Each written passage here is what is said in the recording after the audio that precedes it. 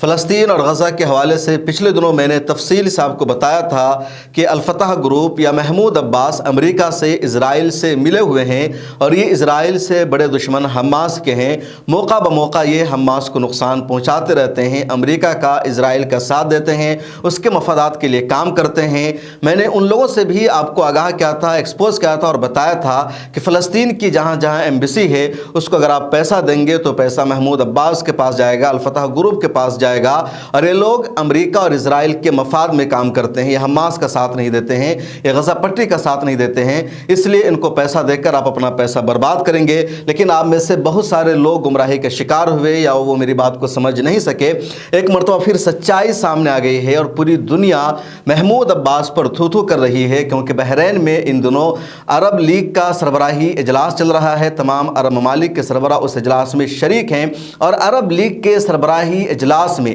محمود عباس نے حماس پر تنقید کی ہے۔ 7 اکتوبر سے لے کر کے اب تک غزہ پٹی میں جو کچھ ہو رہا ہے اس کے لیے محمود عباس نے اسرائیل کو ذمہ دار ٹھہرانے کے بجائے، امریکہ کو ذمہ دار ٹھہرانے کے بجائے، امریکہ اور اسرائیل پر تنقید کرنے کے بجائے حماس پر تنقید کی اور کہا جو کچھ غزہ پٹی میں ہوا ہے، غزہ پٹی میں 36,000 عام فلسطینیوں کی جو شہادت ہوئی ہے، پورا غزہ پٹی جو تباہ و برباد ہو گیا ہے، قبرستان میں تبدیل ہو گیا ہے، وہاں بھوک ہے، افراتفری کا عالم ہے، قیامت جیسے حالات ہیں، تو ذمہ دار امریکہ اور اسرائیل نہیں بلکہ حماس ہے، کیونکہ حماس نے 7 اکتوبر کو اسرائیل پر ایک طرفہ حملہ کیا اور حماس کے اس حملہ کی وجہ سے اسرائیل کو بہانہ مل گیا اور اسرائیل نے بہانہ لے کر کے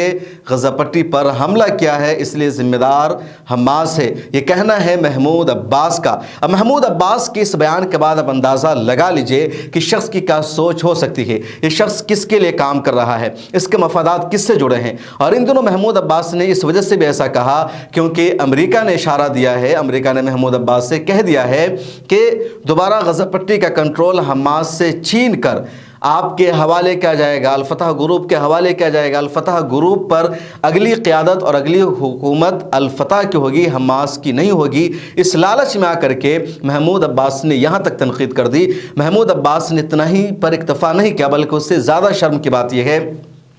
کہ محمود عباس نے اسرائیل کی دہشت گردی پر، اس کے حملہ پر ایک لفظ بھی تنقید میں کچھ بھی نہیں کہا۔ محمود عباس نے یہ تک نہیں کہا کہ اسرائیل لگاتار ویسٹ بینک کے علاقوں میں اپنا قبضہ بڑھاتا جا رہا ہے، سیٹلرز لگاتار آ رہے ہیں، مسلمانوں کو وہاں سے بھگا رہے ہیں، ان کے گھروں پر قبضہ کر رہے ہیں، ان کی جائیداد پر قبضہ کر رہے ہیں۔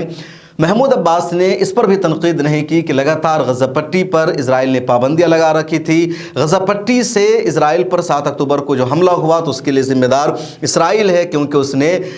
تنگ کر رکھا تھا، پریشان کر رکھا تھا، لگاتار مارا جا رہا تھا، غزہ پٹی کو ایک اوپن جیل میں تبدیل کر دیا تھا، تو تمام حالات کے لیے ذمہ دار خود اسرائیل ہے۔ ایسا ایک لفظ بھی محمود عباس نے نہیں کہا اور اسی وجہ سے پوری دنیا کے جو شعور رکھنے والے مسلمان ہیں، جو ایکٹیوسٹ ہیں، وہ محمود عباس سے سوال کر رہے ہیں، تھو کر رہے ہیں، اور یہ بات اب کلیئر ہو گئی ہے، صاف ہو گئی ہے کہ محمود عباس پوری طرح امریکہ اور اسرائیل کے مفاد میں کام کرتے ہیں۔ اور اس لیے میں نے کہا تھا کہ جو لوگ بھی انڈیا میں اسرائیل کی ایمبیسی کو پیسہ دے رہے ہیں یا جہاں کہیں بھی اس کے ذریعے آپ کا پیسہ یہاں کی ایمبیسی میں لگتا ہے یا محمود عباس کے ہاتھوں میں جاتا ہے، اور محمود عباس اسرائیل کی منشا اور مرضی کے خلاف، امریکہ کی منشا اور مرضی کے خلاف ایک کام بھی نہیں کرتے ہیں، تو پیسہ کہیں نہ کہیں آپ کا حماس کے اگینسٹ استعمال ہوتا ہے، غزہ پٹی کے اگینسٹ استعمال ہوتا ہے، کسی اور کے سپورٹ میں نہیں جاتا ہے۔ دوسرے عرب ممالک نے بحرین میں ہونے والی عرب لیگ کی سربراہی اجلاس میں جنگ رکوانے کی اپیل کی ہے، یہ بھی کہا کہ فلسطین کو ایک ریاست کا درجہ ملنا چاہیے، فلسطین کو مکمل رائٹس ملنا چاہیے، فلسطینیوں کو آزادی ملنی چاہیے۔ 1967 کی سرحدوں کے مطابق اسرائیل کو تمام علاقوں سے اپنی سینا کو واپس بلا لینی چاہیے۔ اب ذرا اندازہ لگائیے کہ سعودی عرب اور دوسرے عرب ممالک نے ایک لفظ ابھی تک اس طرح کا نہیں کہا کہ جو کچھ غزہ پٹی میں ہو رہا ہے اس کے لیے ذمہ دار حماس ہے، لیکن خود ہی حماس کے سیاسی حریف الفتح گروپ نے، محمود عباس نے اس طرح کا دعویٰ کر دیا اور کہہ دیا کہ جو کچھ ہو رہا ہے اس کے لیے ذمہ دار حماس ہے۔